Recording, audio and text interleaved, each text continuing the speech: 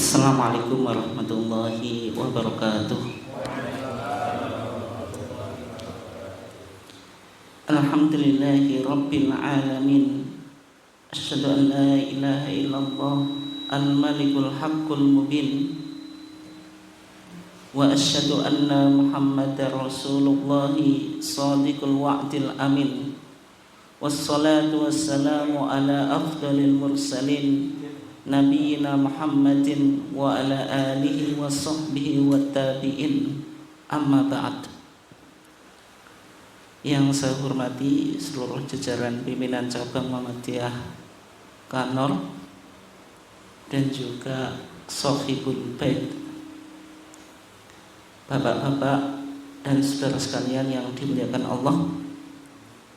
Alhamdulillah, pada sore yang cerah ini kita masih diberikan oleh Allah Subhanahu wa taala nikmat yang berupa kesehatan dan juga kesempatan, sehingga kita masih bisa melakukan puasa Ramadan di minggu yang pertama dalam keadaan sehat walafiat, dan juga bisa tetap mengikuti kajian-kajian beserta buka bersama pada sore hari ini. Salawat dan salam semoga tetap terlimpahkan kepada Nabiullah Muhammad SAW, keluarganya, sahabatnya, dan seluruh orang yang mengikuti sunnahnya sampai hari kiamat. Bapak dan saudara sekalian yang dimuliakan Allah, untuk kajian kita pada bulan Ramadan ini, kita akan mengkaji tentang kitab Siyam, kitab puasa yang ada di HPT. Tapi sengaja saya nggak bikin PPT ya, PowerPoint, biar kita nanti bisa baca secara tradisional itu, dan kita pahami apa yang terkandung dalam kitab Siyam ini. Dan mungkin juga bapak-bapak dan saudara sekalian, ke depan juga kalau bisa, kalau punya HPT dibawa gitu biar kita serius ngaji itu. Bapak dan saudara sekalian yang dimuliakan Allah, di HPT itu ada kitab namanya kitab Siyam. Kitab Siyam, jadi urutannya sebagaimana urutan kitab-kitab fikih pada umumnya ya, HPT itu diawali dari Kitabul Iman, karena itu yang menjadi pondasi dari amal yang dohir atau Islam itu. Sehingga HPT diawali dari Kitabul Iman, berkaitan dengan keimanan kita kepada Allah dan seterusnya ya. Baru Kitabut Thaharah, Kitabus Shalah, Kitabus Zakah, kemudian Kitabus Siyam, Kitabul Hajj, Kitabul Janais. Nah, yang Kitabul Janais ini agak beda ya, karena secara umum dalam fikih Kitabul Janais itu diletakkan setelah Kitabus Shalah selesai itu, karena Kitabul Janais itu yang paling penting bicara juga tentang sholat jenazah. Jadi sebelum Kitabus Zakah, mati langsung. Oke ya, saya teruskan. Jadi kalau di HPT Kitabul Janazah, mati lagi. Oke, saya teruskan. Jadi kalau di HPT Kitabul Janais itu diletakkan setelah Kitabul Hajj. Agak beda dengan susunan kitab fikih. Kalau kitab fikih biasanya kan Kitabus Shalah baru Kitabul Janais gitu. Nah, adapun Kitabus Siyam itu jatuh setelah Kitabus Zakah dan sebelum Kitabul Hajj. Kenapa? Ya sesuai dengan urutan rukun Islam itu. Jadi dalam fikih itu sistematika urutan pembahasannya itu disesuaikan dengan rukun Islam itu dalam konteks ibadah. dalam konteks apa? Ibadah. Nah, kitabus siam itu putusan, kalau kita lihat di HPT itu yang paling belakang ini kan dijelaskan tentang apa, kitab apa, kemudian putusannya di mana gitu. Nah, kalau kita lihat kitabus siam itu hasil Muktamar Khususi ke-28 di Medan tahun 1939, Mbak. Artinya cukup apa? Cukup lama. Kitabus siam itu isinya apa saja? Isinya ada 6 pembahasan. Yang pertama kaifiatus siam, tata cara puasa. Yang kedua mubtilatus shaum, hal yang membatalkan puasa. Yang ketiga man yajibu alaihil qadha, orang yang berkewajiban mengqadha puasa. Yang keempat mujtanabatu as-shaim, larangan-larangan atau pantangan-pantangan bagi orang yang berpuasa. Yang kelima as-sahur wal iftar, sahur dan berbuka. Kemudian yang keenam fadailul a'mal, amalan-amalan yang utama yang dianjurkan untuk kita lakukan ketika bulan puasa. Itu isi dari kitabus siam. Dan untuk pembahasan puasa sunnah itu ada dalam HPT jilid 3 itu. Dalam kitabus siam itu diawali dari ayat yang bicara tentang puasa, yaitu surah Al-Baqarah ayat 183 sampai 187. Menariknya apa? Kalau ayat puasa itu berurutan, tapi kalau ayat sholat dalam Quran itu berurutan atau enggak? Tidak itu. Ayat tentang sholat itu ada wa aqimus sholata wa atu zaka aqimis sholata lidzuluqis syamsi ila ghasaqil laili wa qur'anal fajri wa minal laili fatahajjad bi nafilatan lak, dan seterusnya. Itu kan pisah-pisah. Tapi ketika Allah Subhanahu wa taala menjelaskan tentang puasa itu dalam beberapa ayat secara berurutan. Ini hikmahnya apa gitu? Karena yang pertama, ibadah puasa itu ibadah yang cukup berat. Karena waktunya cukup apa? Panjang. Waktunya itu naharun. Namanya siang itu ya dari terbit fajar sampai terbenam matahari. Tidak ada ibadah yang cukup panjang ini yang dilakukan selama apa? Di siang hari. Sehingga puasa ini ada penekanan khusus. Yang kedua, ibadah puasa itu yang menghubungkan antara ritual agama Islam dengan ritual agama-agama apa? Sebelumnya. Kama kutiba 'alal ladzina min qablikum, menunjukkan kalau ibadah puasa itu bukan ibadah yang baru. Artinya sudah dilakukan oleh umat-umat sebelum Nabi Muhammad. Yahudi melakukan puasa apa? Asyura. Nabi Isa atau Yesus Kristus juga melakukan puasa ketika setelah dibaptis oleh Nabi Yahya atau John Pembaptis di Sungai Yordan, kemudian digiring oleh iblis di padang pasir selama 40 hari itu lam yakul wa lam yashrab, tidak makan dan tidak minum. Artinya ibadah puasa itu sudah dikenal oleh umat-umat sebelum umat Nabi Muhammad.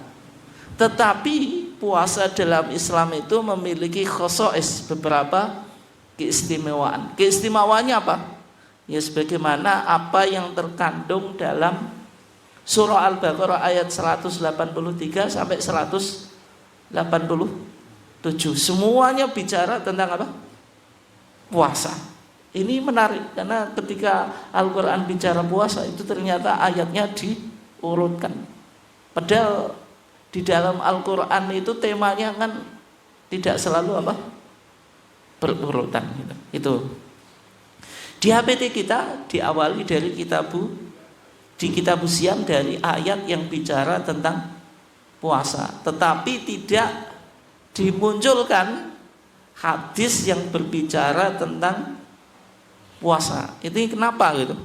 Padahal umumnya di mukadimah HPT kita itu ada ayat Al-Quran, ada hadis. Kenapa? Karena mungkin hadisnya nanti akan disebutkan dalam dalilnya, Pak. Tetapi yang kitab Siam ini agak berbeda. Yang secara umum kan HPT itu di mukadimahnya ada kutipan ayat, ada kutipan apa? Hadis. Tapi dalam kitab Siam hanya kutipan ayat saja. Nanti jenengan bisa lihat ya. Puasa itu hukumnya apa? Ya jelas, hukumnya wajib dan salah satu dari rukun Islam. Ya ayyuhalladzina amanu kutiba alaikumusiyam kama kutiba alal ladzina min qablikum la'allakum tattaqun. Ini perintah puasa dari Al-Qur'an. Yang kedua dari hadis yang seharusnya dimunculkan di HPT kita, tapi tidak dimunculkan. Meskipun hadisnya itu populer, hadis tentang bunyal Islamu ala apa? Khamsin. Islam itu dibangun atas 5 perkara. Salah satunya wasomi Ramadan, puasa Ramadan. Ini yang tidak dimunculkan dalam HPT kita. Nah, puasa itu disyariatkan pada as-sana ats-tsaniyah, pada tahun kedua minal hijrah, dari hijrah. Mati lagi.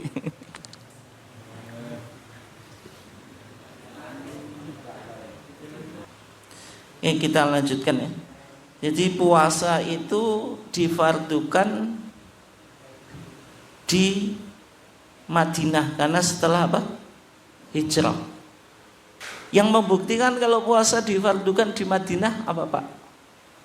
Seruannya ya ayyuhalladzina amanu, itu menunjukkan kalau puasa itu difardukan di Madinah. Dan ibadah itu selain sholat itu difardukan di Madinah itu. Nah, kalau kita baca ayatnya saja sudah mudah kita bisa tentukan ini di Madinah atau di Mekah. Ketika ya ayyuhalladzina amanu secara umum ya di Madinah, karena di Mekah itu ya ayyuhan nas itu. Karena fase Madinah itu fase ada perintah, ada larangan atau yang disebut apa? Tasyrik gitu. Itu. Jadi puasa itu difardukan di Madinah tahun 2 Hijriah, dan Nabi puasa selama hidupnya selama 9 kali ya. 9 kali Ramadan. 1 kali usia Ramadan 30, 8 kali 29. Dan kita ini yang sekarang berapa, Pak? 30 ya itu. Kemudian makna puasa sebagaimana yang sudah kita pahami. Puasa itu maknanya al-imsak wal kafu anisy', menahan dan mencegah dari sesuatu. Jadi ada ibadah yang sifatnya itu imsakiyah. Imsakiyah itu menahan, berarti menahan dari sesuatu yang halal. Menahan itu artinya apa? Kita menahan sesuatu yang halal. Lawannya at-tarku, Pak. At-tarku itu meninggalkan. Kalau meninggalkan ya apa? Meninggalkan yang mungkar. Dan ibadah itu ada yang badaniyah, ada yang apa, Pak? Maliyah. Kalau sholat apa? Badaniyah. Zakat maliyah. Kalau haji maliyah dan badaniyah, dua-duanya. Kalau puasa badaniyah, tapi dia ada ciri khusus yaitu apa? Imsakiyah, ibadah dengan menahan diri dari melakukan sesuatu. Yang dalam Al-Quran, apa yang ditahan? Nah, ini dijelaskan dalam Al-Quran ini. Yang pertama makan, karena dalam Al-Quran dikatakan apa? Wa kulu wasrabu, suruh makan, suruh minum. Tapi ini konteksnya apa? Di malam hari. Hatta sehingga yatabayyana lakumul khaitul abyadu minal khaitil aswadi minal fajr, sampai jelas terbitnya apa? Fajar. Sehingga kajian tentang kriteria awal subuh itu menjadi penting. Dan termasuk Muhammadiyah sekarang mengkaji tentang apa? Kriteria awal subuh yang hasilnya itu berbeda sebagaimana umumnya di Indonesia minus berapa? Minus 18. Kalau di Indonesia itu minus 20 derajat itu. Kita turun 2 derajat. 1 derajat itu 4 menit, berarti karena turun 2 derajat waktu subuh kita mundur 8 menit. Nah, fajar itu penting karena berkaitan dengan masuknya waktu subuh, kemudian apa lagi, Pak? Mulainya puasa, akhir makan sahur, kemudian apa? Akhir sholat malam. Sehingga kajian tentang fajar shadiq itu menjadi apa? Penting. Dan sehingga puasa itu minal fajri thumma atimus siyama ilal lail. Ini menjelaskan waktunya, Pak. Mulainya puasa itu fajar shadiq sampai apa? Terbenam matahari. Lah kemudian tadi yang ditahan apa? Wa kulu washrabu, ini kalau malam boleh makan dan minum, tapi kalau sudah terbit fajar harus stop. Berarti puasa itu menahan dari makan dan minum. Kapan? Mulai dari terbenamnya matahari, mulai terbitnya fajar sampai terbenamnya matahari. Sehingga puasa yang pertama itu al-imsak an syahwatil batni, yaitu menahan diri dari nafsu perut, yaitu makan dan minum. Yang kedua, dalam Al-Quran tadi surah Al-Baqarah tadi dikatakan uhilalakum lailatas siyami rafathu ila nisaikum, dihalalkan bagi kamu pada malam puasa rafathu ila nisaikum. Maksudnya apa? Mengumpuli istri. Nah, bagaimana kalau siang? Nah, ini Al-Quran bilang lailatas siyami, Pak. Kalau bagaimana naharos siyami? Berarti ya hukumnya apa? Haram. Menunjukkan kalau ibadah puasa itu apa? Menahan dari syahwatu al-farji, yaitu syahwat apa? Kemaluan atau jima atau hubungan apa? Seksual.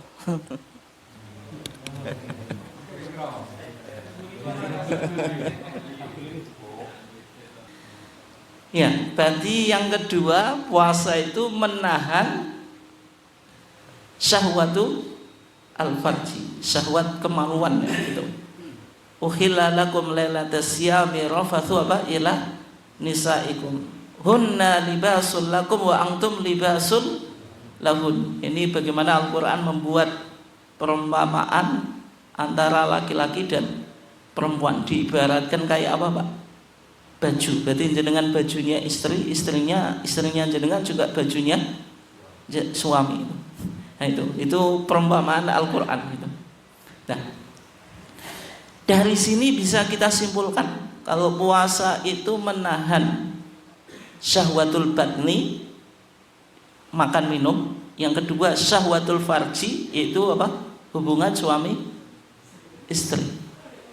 Tetapi kalau sesuatu yang tidak lumrah dimakan, kemudian kita telan, membatalkan puasa atau enggak? Misalnya ada orang yang apa, Pak, memakan watu, makan kerikil, itu membatalkan puasa atau enggak? Tapi itu masalahnya bukan sesuatu yang umum dikonsumsi. Al-Quran bilang kulu washrabu, makan dan minum, sesuatu yang umum lumrah untuk dimakan.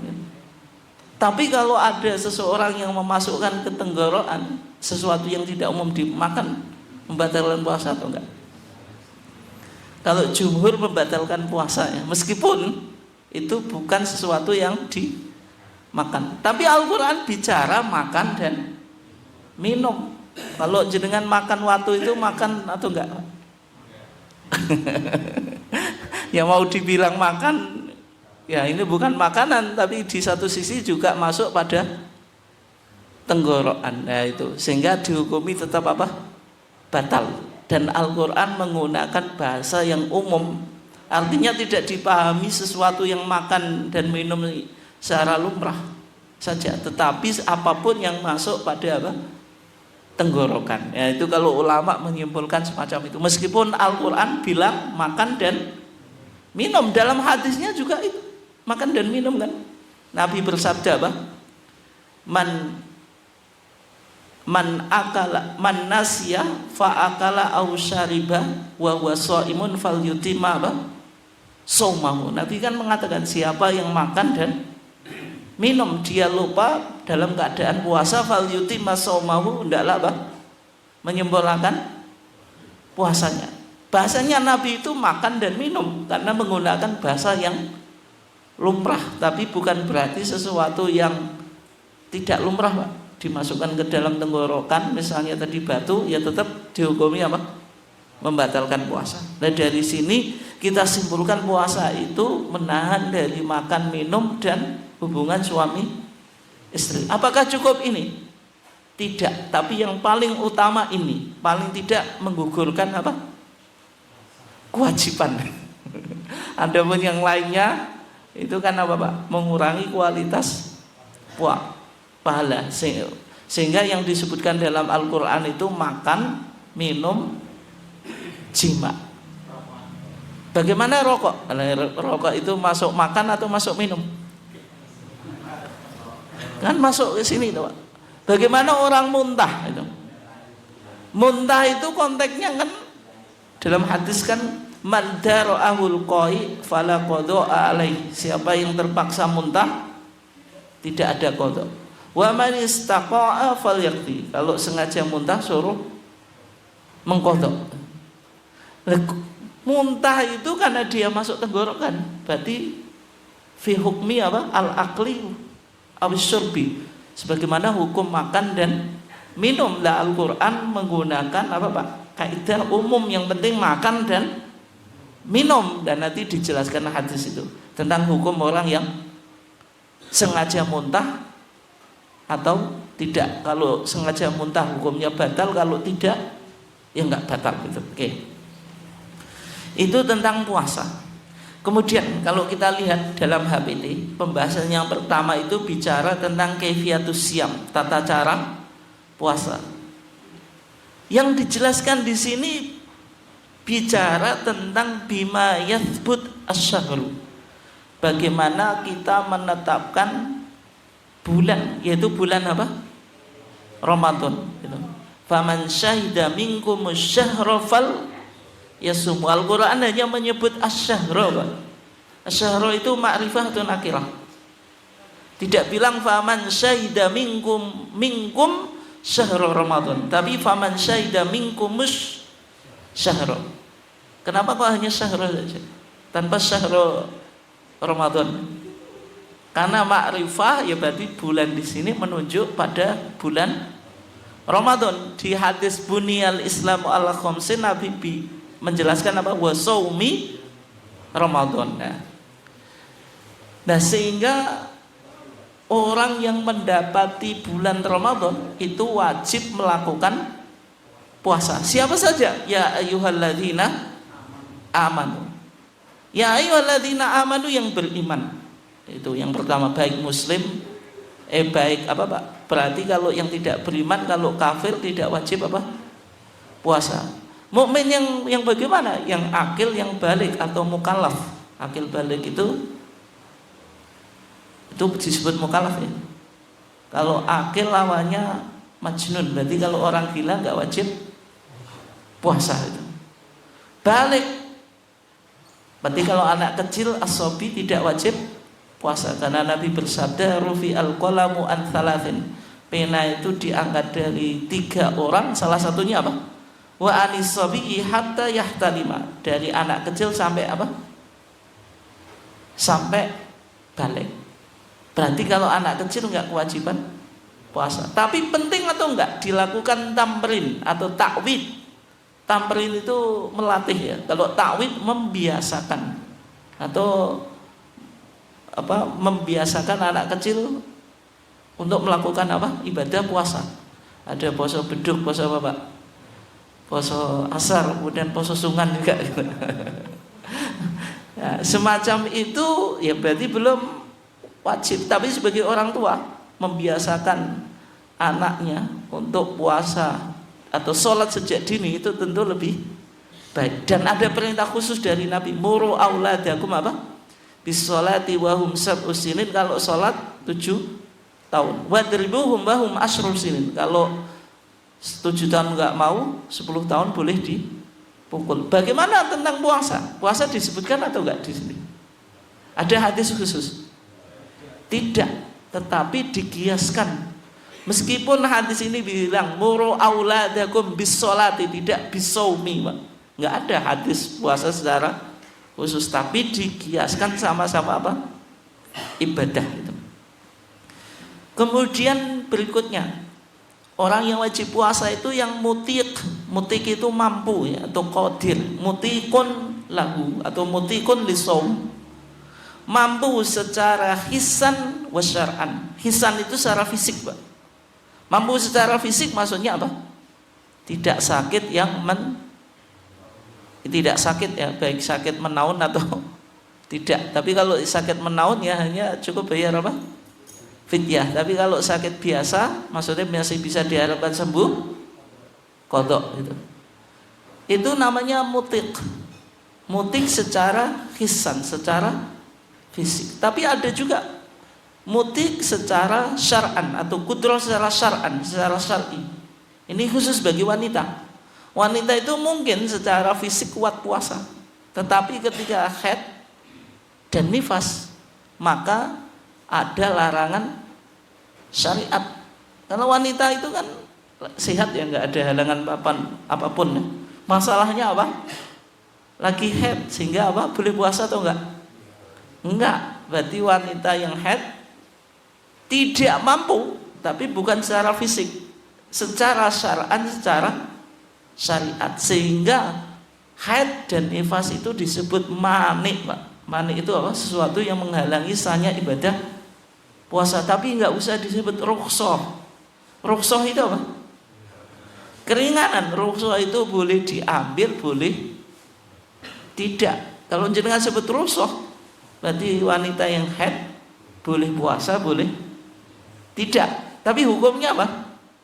Sama sekali tidak boleh puasa, tetapi apa? Wajib qadha. Qadha itu Pak umumnya, ini kalau kita mau bicara detail, tapi biar kita lebih dalam. Qadha itu kan kalau ada Pak. Ada itu tahu kan? Ada itu ibadah yang dilakukan di waktunya. Tidak ada qadha kecuali ada. Tapi dalam konteks wanita yang haid kok wong tidak melakukan ada kok qadha, Pak. Karena dianggap apa? Waktunya sudah di luar bulan Ramadan, meskipun dia tidak wajib melakukan puasa ada. Misalnya nawaitu soma godin an adai. Kalau wanita haid nggak boleh Pak, nawaitu soma godin an adai. Fardisari Ramadhani hadisanati fardonillahi ta'ala, nggak boleh. Tapi kalau nawaitu soma godin, mati lagi. Dan tadi, jadi kalau qadha itu umumnya kan kalau nggak bisa melakukan ada, Pak. Tapi dalam konteks wanita haid itu nggak ada adanya. Ada itu apa? Ibadah yang dilakukan di waktunya. Kan kalau wanita haid kan puasa kan seharusnya dia melakukan ibadah, itu namanya ada. Tapi karena dia haid berarti tidak melakukan ibadah secara adaan toh. Tapi dia melakukan qadha. Nah ini mengecualikan kaidah umum, Pak. Mengecualikan apa? Kaidah umum. Yang secara umum namanya ibadah itu kalau ada qadha kan boleh. Seseorang kewajiban ada, ketika tidak mampu baru qadha. Tapi wanita haid itu dia ada dulu. Tidak kan? Kenapa? Karena haid itu manik, menghalangi sahnya ibadah puasa. Sebagaimana hadis Aisyah ya, kunna nu'maru bi qadha'is shaum wa la nu'maru bi qadha'is shalah. Kami para wanita di zaman Nabi diperintahkan untuk mengqadai puasa, tapi tidak diperintahkan untuk mengqadai sholat. Sama-sama ibadah, tapi kenapa puasa diqadai, sholat tidak? Karena sholat itu tataqarrar yaumiyan, berulang-ulang tiap hari. Dan haid itu pasti datang syahrian, Pak, tiap bulan. Haidnya wanita ada yang 7 hari, 6 hari, ada 5 hari, tergantung kebiasaan. Kalau tiap bulan harus qadha, ya capek, Pak. Tapi kalau puasa itu ibadah sanawiyan, tahunan, dan menghitungnya mudah itu. Sehingga kalau puasa diqadha, sholat tidak itu. Itu ya ayyuhalladzina amanu tadi. Dan kembali ke topik kita. Bagaimana kita menetapkan bulan Ramadan? Dalam HPT kita dikatakan idza syahidta syahra Ramadan. Apabila engkau menyaksikan bulan Ramadan. Berarti syaratnya orang yang berkewajiban puasa, Pak, dia mendapati bulan Ramadan. Kalau belum sampai bulan Ramadan dia tidak ada, Pak, meninggal, ya enggak wajib. Makanya faman syahida minkum syahra falyasum, gitu. Nah, makanya idza syahidta syahra Ramadan. Kalau engkau menyaksikan datangnya bulan Ramadan. Tapi bagaimana tata caranya? Bi ru'yatil hilal, dengan melihat hilal. Ini dulu, Pak, 19 berapa? 1939 Muhammadiyah membolehkan ru'yatul hilal. Dan dasarnya apa? Dasarnya sebagaimana yang dilakukan oleh Nabi. Sunnah fi'liyah dan sunnah qauliyah, Pak. Ru'yatul hilal itu sunnah fi'liyah dan sunnah qauliyah, Pak. Kuat itu. Kalau ada ibadah hanya sunnah qauliyah atau sunnah fi'liyah saja dibanding ibadah yang sunnah qauliyah dan fi'liyah. Kalau kita tarjih kuat mana, Pak? Kuat qauliyah dan fi'liyah. Jadi ru'yatul hilal itu sebenarnya sunnah qauliyah dan sunnah fi'liyah. Sunnah qauliyahnya Nabi bersabda sumu li ru'yatihi, puasalah kamu sebab melihat hilal. Jadi haknya itu kembali pada hilal. Wa aftiru li ru'yatihi, dan berbukalah kamu karena melihat hilal. Fa in ghubiya alaikum, kalau mendung atau fa in ghumma alaikum fa akmilu iddata Sya'ban 30, maka genapkanlah usia bulan Sya'ban menjadi 30. Berarti di sini perintah ru'yatul hilal ketika masuk bulan Ramadan atau berlebaran. Sehingga ru'yatul hilal dilakukan tanggal berapa, Pak? 29 bulan Sya'ban kemarin itu. Hari apa? Minggu ya, tanggal 10 Maret. Itu ru'yatul hilal yang dilakukan oleh Badan Hisab dan Ru'yah Kemenak, ya. Melalui 3 tahapan itu, Pak. Jam 5 ada pemaparan tentang hasil hisab dulu, Pak. Hisab, perhitungan hisab bagaimana?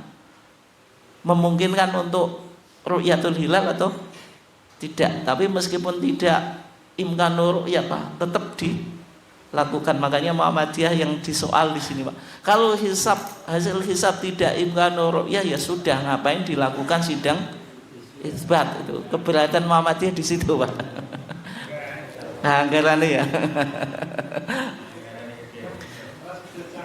Tapi sebenarnya ru'yah kita atau di negara kita itu ru'yah yang bersyarat, Pak. Bukan ru'yah sebagaimana di zaman Nabi. Ru'yah di zaman Nabi, nanti ya kita baca, aus syahadati adlin, atau ada seseorang melihat masuknya bulan Ramadan. Maksudnya apa? Ada orang ngaku melihat bulan. Ini 2 hadis, Pak, di HPT kita. Yang pertama hadis A'rabiyun, hadis orang Badui.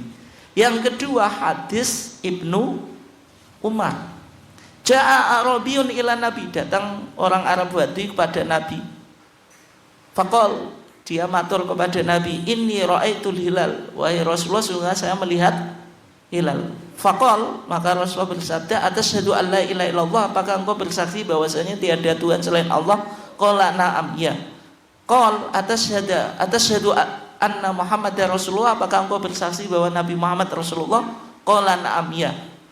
Kemudian Nabi berkata kepada Bilal, ya Bilal, wahai Bilal, adzin finnas, umumkanlah kepada manusia, fal yasumu ghadan, hendaklah dia berpuasa besok. Berarti ini ada syarat atau enggak, Pak?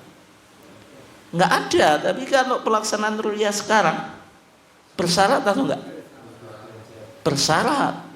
Harus menurut keputusan Mabius 3 derajat. Itu bersyarat, Pak. Minimal juga menggunakan bantuan hisab untuk menentukan tanggal 29. Mau ada pemaparan kajian astronomis hisab di tahapan sidang isbat itu, Pak. Jam 5 kan pemaparan hasil hisab. Kemudian setelah maghrib itu sidang tertutup, konfirmasi apakah tim ru'yah yang ada di seluruh Indonesia. Ada berapa titik, Pak, kemarin? 134 kalau nggak salah titik, ya. Itu ada yang melihat atau tidak? Itu namanya sidang tertutup, Pak. Sidang isbat tertutup, disusul dengan apa, Pak? Konferensi pers yang dilakukan oleh Menteri Agama, ya. Pelaksanaannya semacam itu kan, sehingga orang yang sekarang yang fanatik terhadap ru'yah, Pak, tetap nggak bisa mengabaikan hisab. Kalau misalnya Muhammadiyah kan dianggap Muhammadiyah ingkarus sunnah, mengingkari sunnah. Kenapa? Nggak pakai ru'yah, tapi ru'yahnya di zaman Nabi itu nggak pakai hisab, ya. Jadi yang murni ru'yah itu, Pak, nggak ada teropong, nggak ada nggak melihat perhitungan astronomis itu yang betul yang dilakukan oleh Nabi. Kalau mau konsisten kan yang itu, bukan ru'yah yang bersyarat. Kenapa? Ya kan kalau ingin ikut di zaman Nabi ru'yah tanpa bersyarat itu. Artinya ya tidak, sama sekali tidak melihat hisab. Oke. Nah, bi ru'yatil hilal au syahadati adlin, atau persaksian seseorang. Tapi syahadati adlin itu masuk pada ru'yah, Pak. Au bistikmal Sya'ban 30 yauman. Berarti kalau tidak bisa di ru'yah dilakukan istikmal. Istikmal itu menggenapkan usia bulan Sya'ban menjadi 30, ya, sebagaimana kasus kemarin tanggal 10 Maret akad legi, ya, akad legi, ya, dilakukan ru'yatul hilal. Karena tidak ada orang yang melihat, ya memang dari hasil hisabnya, Pak, di bawah 0 derajat. Yang dari kemenakan 0 lebih 52, Pak. Masih tinggi hisab Muhammadiyah. Muhammadiyah apa? 0,557, Pak. 57. Tapi semuanya kan masih di bawah 0 derajat gitu. Ketinggian hilal semacam itu, ya, sehingga tidak ada yang melihat hilal kan, karena ini kan masih wujudul hilal, Pak. Tapi ada teori semacam ini, Pak. Wujudul hilal di Indonesia itu relevan, dan wujudul hilal itu pasti, bukan pasti, Pak, secara umum pasti sama dengan negara Arab umumnya, Pak. Kenapa? Karena apa, Pak? Hilal itu semakin ke barat itu semakin tinggi, Pak. Semakin tinggi, sehingga di sini wujudul hilal. Di Timur Tengah itu ru'yatul imkanu ru'yah. Makanya kan kita bareng dong. Palestina kapan? Senin. Saudi kapan? Senin. Mesir kapan? Senin. Meskipun di sini wujudul hilal nggak mungkin bisa dilihat, tapi nanti kalau ke barat, ke Saudi, itu sudah imkanu ru'yah. Makanya secara umum kita kan yang justru berbarengan dengan negara Arab secara umum, Pak. Meskipun ada beberapa negara Arab yang sama dengan apa yang kriteria imkanu ru'yah di sini. Nanti secara hasil fakta di lapangan. Nah, karena kriteria Mabins 3 derajat, ya makanya itulah kritiknya Muhammadiyah di situ. Ya sudah, kalau gitu nggak usah melakukan sidang isbat, kan selesai. Nggak mungkin, sudah tahu tidak mungkin hilal kelihatan, tidak mungkin imkanur ya, dan secara ya kita nggak mengatakan itu. Secara imkanur ya nggak mungkin bisa kelihatan, Pak. Kok dilakukan? Ya, keberatan Muhammadiyah itu di situ ya. Itu berarti kalau tadi kemarin apa? Ahad Legi 10 Maret nggak kelihatan, berarti dilakukan istikmal sehingga Senin paginya 10 Maret tanggal 30 Sya'ban. Yang bagi yang menggunakan ru'yah, Pak. Kalau kita kan hisab gitu maksudnya. Ya kan? Itu namanya istikmal. In humma kalau mendung. Au bil hisab atau dengan hisab. Nah, hisab ini sebenarnya tidak ada dalil spesifik, Pak. Tapi ada spirit Al-Quran atau isyarah dari Al-Quran. Kalau kita itu diperintah untuk mengamati peredaran benda-benda langit, yaitu matahari dan bulan. Huwallazi ja'ala syamsa diya'a, dialah Allah yang menjadikan matahari itu bersinar, wal qamara nura, dan bulan itu bercahaya, wa qaddarahu manazila, dan Allah mentakdirkan atau menetapkan bulan itu punya manazil atau mangsilah Pak, yang bisa kita hitung untuk apa? Kalau kita tahu perhitungan bulan itu, lita'lamu, Al-Quran lebih detail lagi ya. Lita'lamu, lamnya itu lam apa, Pak? Kalau yang tahu bahasa Arab, lamnya apa? Lamu ta'lil, lam yang menunjukkan arti alasan. Lita'lamu, supaya weruh, kalau supaya weruh ngerti sapa sira kabeh, supaya kamu tahu ada sinin, jumlah tahun, wal hisab, dan perhitungan, maksudnya hari dalam 1 tahun. Meskipun ini jumlah khobariyah, kalimat berita atau kalimat perintah ini. Ayat ini loh, wallazi ja'ala syamsa diya'a wal qamara nura wa qaddarahu manazila lita'lamu adada sinina wal hisab. Ini kalimat berita atau informatif atau imperatif, Pak? Informatif. Kalimat yang memberikan informasi atau berita. Namanya khobariyah. Tapi maknanya apa, Pak? Insya'iyah. Menunjukkan kita di perintah. Wanita ya, wanita haid itu menunggunya kalau wanita yang ditalak, Pak, wanita haid, wanita yang ditalak kalau mau nikah lagi itu iddahnya berapa? 4 suci, ada 4 haid kan. Wal mutalaqatu apa? Yatarabbasna bi anfusihinna apa?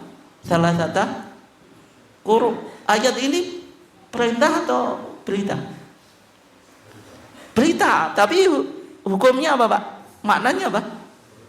Perintah, sebagaimana ayat ini, wallazi ja'ala syamsa diya'a wal qamara nura wa qaddarahu manazila lita'lamu adada sinina wal hisab. Itu apa?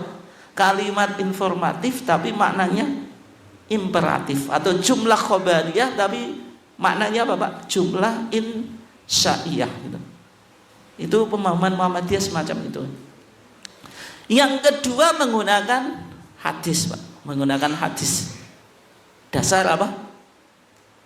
Ruqyah. Dasar hisab, mohon maaf. Sehingga kalau Muhammadiyah menggunakan hisab itu bukan berarti tanpa hadis, Pak. Meskipun penafsirannya ini debatable, Pak. Debatable itu wajar-wajar saja, Pak. Tapi bukan berarti Muhammadiyah nggak punya sandarannya. Oke. Ada hadis Nabi bersabda ya. Ini hadis Ibnu Umar. Idza ra'aitumuhu fasumu, kalau engkau melihat hilal berpuasalah. Wa idza ra'aitumuhu fa'aftiru, kalau engkau melihat hilal apa? berbukalah atau berhari rayalah. Terus lanjutannya apa? Fa in ghumma alaikum, kalau mendung, faqdurulah, maka takdirkanlah, hitunglah. Menghitung atau mentakdir ini Pak, maksudnya menggenapkan usia bulan Sya'ban menjadi 30, sehingga hari ke-31-nya 1 Ramadan. Kalau mau lebaran Pak, berarti menggenapkan bilangan bulan Ramadan, berarti puasanya menjadi 30 hari ke-31 tanggal 1 Syawal. Ya, yang menjadi pertanyaan, faqdurulah, hitunglah atau perkirakanlah. Ini maksudnya menggenapkan atau menggunakan perhitungan hisab Pak. Maknanya apa? Nggak, kalau jenengan disuruh maknai Pak, faqdurulah. Faqduru itu takdirkanlah, perkirakanlah. Itu menggenapkan, melakukan istikmal bulan Sya'ban menjadi 30, bulan Ramadan menjadi 30, atau melihat hasil hisab Pak. Melihat apa? Hasil hisab. Itu kesimpulan Muhammadiyah Pak. Kok kesimpulan Muhammadiyah? Nah ini Pak, jenengan nggak ada bunyinya tapi bisa dipastikan benar ini kesimpulan Muhammadiyah. Kalau orang menyangkal, ya berarti harus punya data yang lain. Di HPT kita Pak, hadis faqdurullah itu diletakkan setelah dalil ayat huwaladzi ja'ala syamsa dhiya'a, menunjukkan kalau Muhammadiyah Pak, dalam ketika menyusun kitab Siam ini, makna faqdurullah itu maksudnya menggunakan hisab. Menggunakan apa? Hisab. Meskipun ini Pak, kesimpulan ini bukan kesimpulan lumrah dalam pandangan jumhur ulama Pak, dalam pandangan 4 mazhab itu. Kenapa? Faqdurullah itu perkirakanlah Pak. Itu maknanya mujmal. Mujmal itu masih umum atau sudah mufassar Pak? Sudah ditafsiri, sudah jelas. Paham atau enggak? Faqdurullah, faqdurullah, perkirakanlah, itu maknanya mujmal. Mujmal itu masih global ya.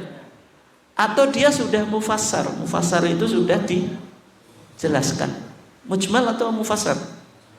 Mujmal. Mujmal itu harus dicari mufassirnya. Mufassir itu sesuatu yang menafsiri atau mubayyinnya. Ya, secara umum bisa ditemukan di pernyataan Nabi di hadis lainnya Pak. Karena sabdanya Nabi satu dengan yang lainnya pasti apa? Saling melengkapi Pak, atau saling menjelaskan. Al-Quran kan juga semacam itu. Sehingga dalam ulumul Quran ada kaidah apa? Al-ayah ba'duha yufassiru apa Pak? Ba'duha yufassiru ba'duha. Ayat itu satu ayat menafsirkan ayat yang lain, tidak boleh dipahami secara terpisah. Kenapa? Ya karena satu kesatuan. Hadisnya Nabi juga semacam itu Pak. Faqdurullah itu dipahami dengan hadis, kalau yang faqdurullah ini hadis Ibnu Umar Pak, dibawa kepada makna hadis Abu Hurairah Pak. Fa in ghumma alaikum fa akmilu iddata Sya'ban 30.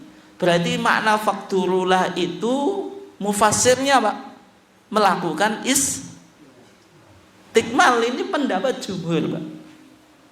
Dan secara kaidah usul fikih seharusnya gini Pak, yang betul.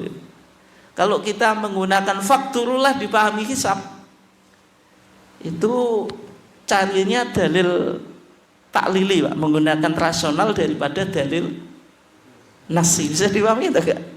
Sehingga jumhur ulama memahami faqdurullah itu maknanya apa? Istikmal. Sehingga Imam Malik Pak dalam kitabnya Al-Muwatta itu meletakkan hadis Abu Ibnu Umar dulu, faqdurullah, fa in ghumma alaikum faqdurullah, baru hadis berikutnya apa? Fa in ghumma alaikum fa akmilu apa? Iddata Sya'ban 30. Imam Malik ingin memunculkan kaidah, Pak. Namanya mujmal harus dibawa kepada mufassar. Berarti hadis berikutnya menafsiri hadis di atasnya. Imam Malik nggak bicara semacam itu, Pak. Tapi ketika meletakkan hadis, namanya orang cerdas ya, itu bukan sembarangan itu. Nyusun hadis itu kenapa diletakkan yang ini letaknya ini, yang di bawahnya ini, itu ada makna yang ingin disampaikan. Sehingga jumhur ulama memahami semacam itu. Tapi yang menjadi pertanyaan, pemahaman Muhammadiyah kalau memahami fakturullah itu maknanya apa tadi? Hisab. Itu secara kaidah usul fikih, Pak,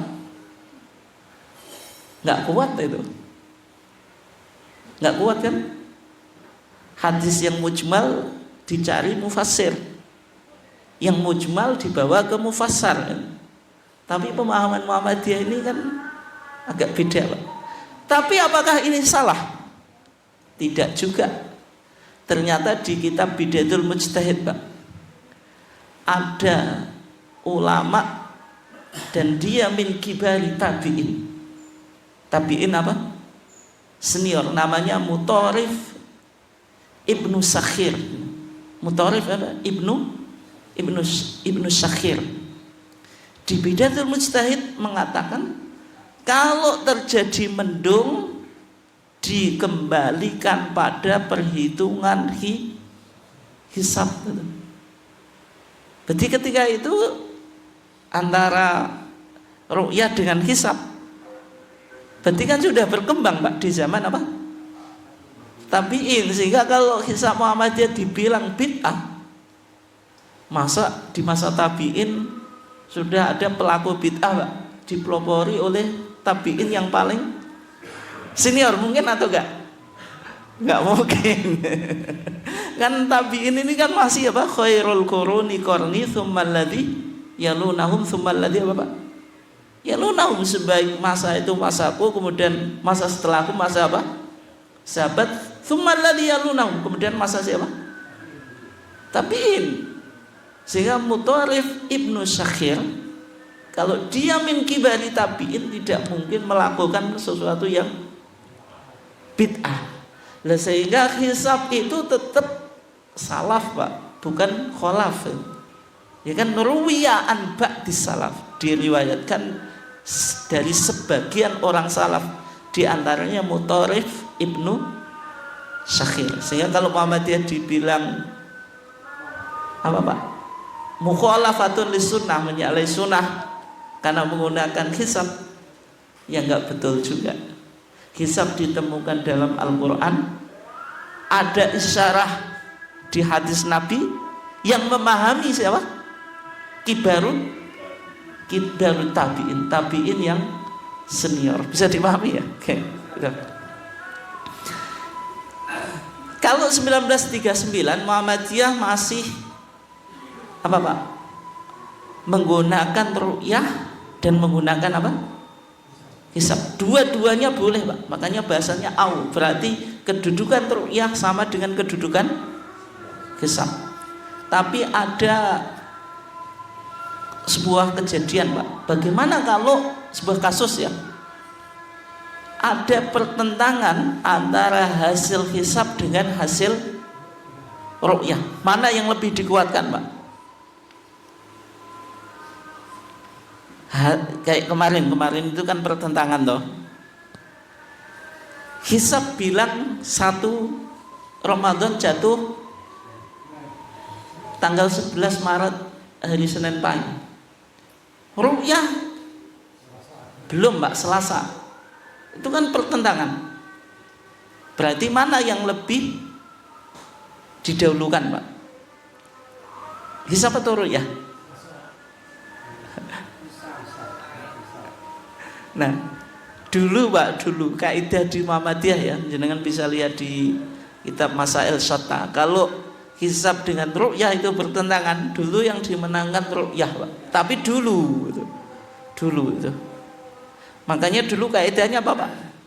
As-shaumu wal fitru bi ru'yah. Hukum asalnya puasa dan berhari raya itu dengan ru'ya. Wala mani ambil hisab. Kalau mau pakai hisab itu tidak ada larangan. Berarti yang asli yang mana, Pak?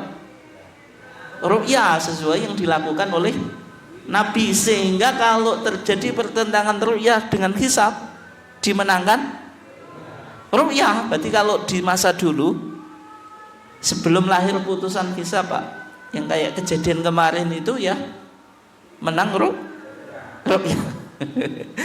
Tapi Muhammadiyah itu mengalami perkembangan, Pak. Dan di masa 1980-an ya, atau 19 di masa Pak Wardan di Poningrat atau Kiai Wardan di Poningrat, itu memunculkan hisab hakiki wujudul hilal. Ada hakiki, lawannya apa? Urfi. Kriterianya apa? Wujudul hilal. Muhammadiyah bergeser ke wujudul hilal. Tapi wujudul hilal, Pak, dengan sekian lama Muhammadiyah mempraktekkan, kalau jenengan melihat tanggal Bapak terbitnya bulan itu 13, 14, 15, itu jenengan biasanya bisa buktikan secara umum, entah ini masih klaim atau betul, Pak, itu lebih mendekati pada kesimpulan hisab. Dan kita lebih sering cocok dengan Timur Tengah. Nanti bisa jenengan kaji ya, atau di riset itu berapa tahun kita cocok, berapa tahun kita beda. itu wujudul hilal. Dan Muhammadiyah kan berkembang karena pemahamannya kan tajdid oriented. Nah, sehingga nanti bulan Ramadan yang akan datang kita sudah menerapkan KHGT, Pak. KHGT ya. K kalender, H hijriyah, G-nya global, T-nya tunggal. KHGT itu. Itu artinya Muhammadiyah selalu berkembang. Itu tentang kaifiyatus siyam yang ada dalam HPT kita, tentang cara menentukan bulan baru. Terus wasum mukhlisan niyataka lillah. Wasum, dan puasalah kamu mukhlison, dengan ikhlas, niyataka, niatmu, dengan mengikhlaskan niatmu, lillahi ta'ala, karena Allah ta'ala. Ini menunjukkan puasa itu ibadah. Kalau ibadah ya harus niat. Niat itu secara spesifik ikhlas. Kalau tidak ikhlas ya tidak diterima. Wa ma umiru illa liya'budullaha mukhlishina lahuddin. Gitu. Jadi niat itu masih umum, tapi kalau ikhlas itu sudah lillahi ta'ala. Bahasa mudahnya gitu, Pak. Niat itu kan masih umum. Tapi kalau sudah ikhlas ya berarti lillahi ta'ala. Karena puasa itu ibadah, maka semua ibadah ya harus ada niat. Harus ada niat. Cuma hanya perbedaan di kalangan para ulama, niat itu syarat atau rukun itu saja gitu. Tapi syarat dan rukun itu harus dilakukan ya. Kan tidak boleh ibadah tidak melakukan rukunnya atau meninggalkan syaratnya gitu.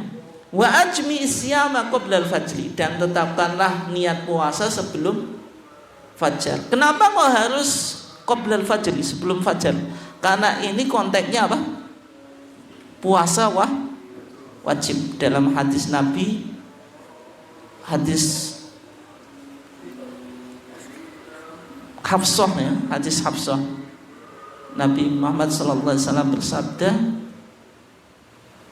man lam yujmi isyama qoblal fajri fala siyamalah. Siapa yang tidak menetapkan puasa sebelum fajar, maka puasanya tidak sah. Tapi ini konteksnya apa? Puasa wajib. Berarti puasa wajib ya puasa Ramadan, puasa nadar, puasa qadha, puasa kafarah. Bagaimana kalau puasa sunnah? Nah, tidak disyaratkan apa? Tabyid itu menginapkan niat puasa. Kalau puasa sunnah berarti boleh dilakukan sebelum apa? sebelum fajar. Sebagaimana hadis Aisyah, ketika Nabi masuk ke rumahnya Aisyah, Nabi berkata apa? Bertanya apa? Hal indakum syai', ya Aisyah, apakah engkau memiliki sesuatu? La, ya Rasulullah, la, kita tidak memiliki. Atau ma indana syai', ya Rasulullah, kita enggak memiliki apapun. Fa inni idzan shaimun, kalau gitu saya puasa. Berarti Nabi niatnya puasa itu apa, Pak?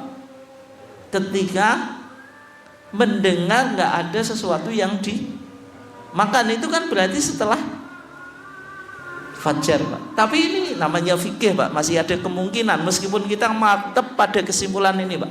Kalau puasa sunnah boleh sebelum apa? Fajar. Tapi bisa disimpulkan Nabi itu fa inni idzan shaimun. Nabi itu bisa jadi malamnya sudah niat. Berhubung bertanya pada Aisyah, Aisyah menjawab nggak ada yang dimakan.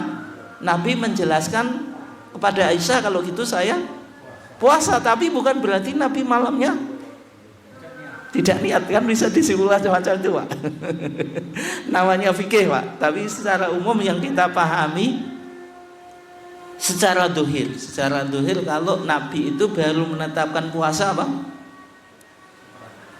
Setelah terbitnya fajar, Pak. Karena waktu sarapan. Dan sehingga perdebatan di kalangan para ulama secara umum di mazhab Syafi'i itu kalau qabla zawal.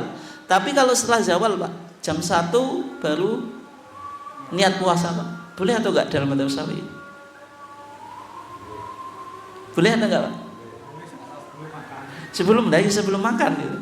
Kalau sudah makan itu ijma ya, tentu enggak boleh. Kalau mazhab Syafi'i enggak boleh, Pak. Kenapa?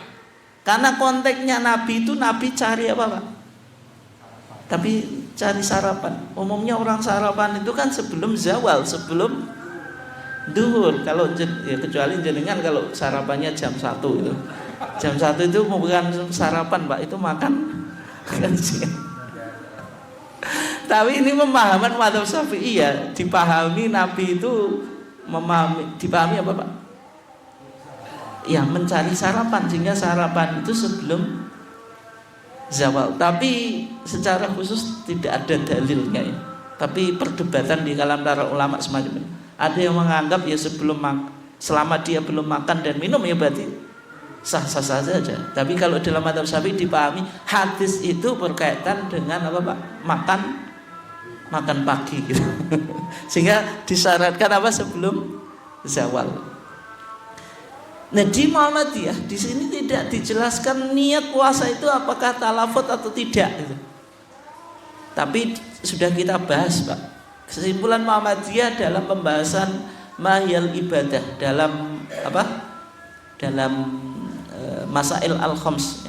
Kitab Masalah 5, Muhammadiyah berkesimpulan niat itu di dalam hati, lisan itu tidak dianggap untuk menentukan niat itu sah atau tidak. Kan pernah kita bahas ya. Niat itu amalun qalbiyun la dakhala laha lisan, enggak ada hubungannya dengan lisan, atau la dakhala laha lisan, enggak ada hubungannya dengan lisan. Meskipun sebagian mazhab di antara mazhab Syafi'i menganggap kalau apa? Niat itu sunnah. Meskipun tidak konsisten juga, Pak. Kalau jenengan belajar Safinatun Najat ya, niat itu apa, Pak? Sulam Sabinah di bab awal itu.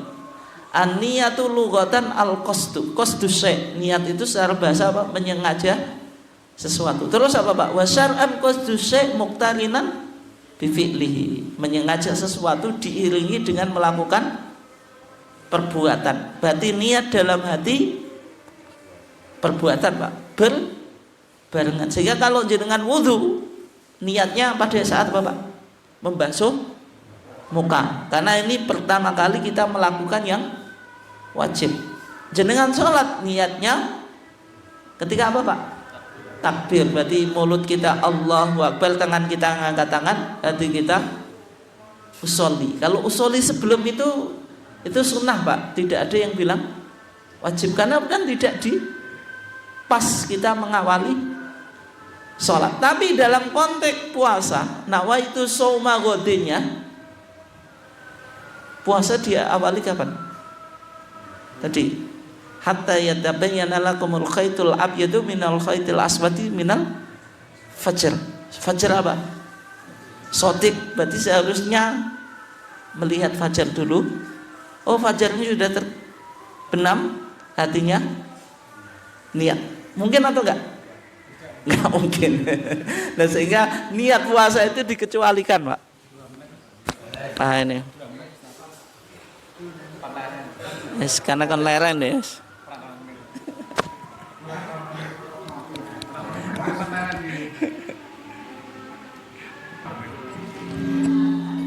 Nah, sehingga niat puasa itu ya, itu dikecualikan dari kaidah umum itu. Kalau dalam madzhab apa?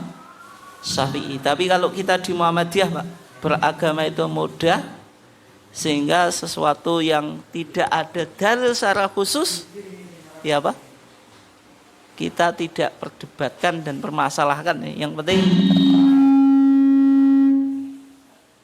kalau kita punya kehendak itu sudah disebut apa? Niat. Mungkin sekian, kita tutup. Wassalamualaikum warahmatullahi wabarakatuh.